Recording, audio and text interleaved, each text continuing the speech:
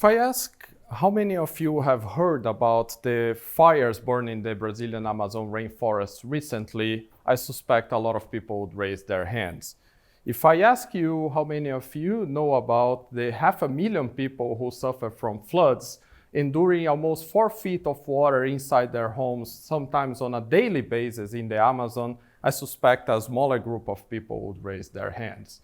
In my research at the book project on which I'll be working, I explore how social, political, and legal actors perceive floods by raising one question to the almost 100 interviewees that I talked to in the Amazon, and I asked, why do you think floods happen?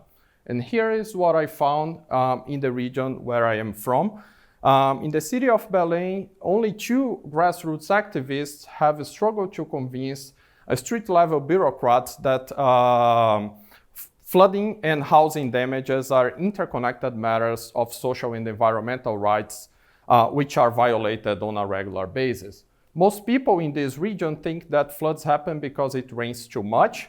Others blame their neighbors for the floods because they see their neighbors throwing garbage into the rivers and streams in the region.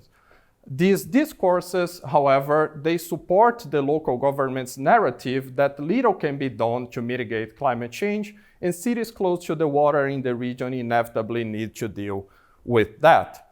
By contrast, in another part of the Amazon, I found that legal, political, and social actors all agree that policymakers and the courts must take an active role in the mitigation of and adaptation to climate change. By combining political and legal activism, new mitigation strategies have started to be devised in the region, showing how the combination of political responsiveness, creative lawyering, and grassroots activism can engender climate action as a result of grassroots activism for climate justice in the region, and I would love to talk about that in more detail. Thank you.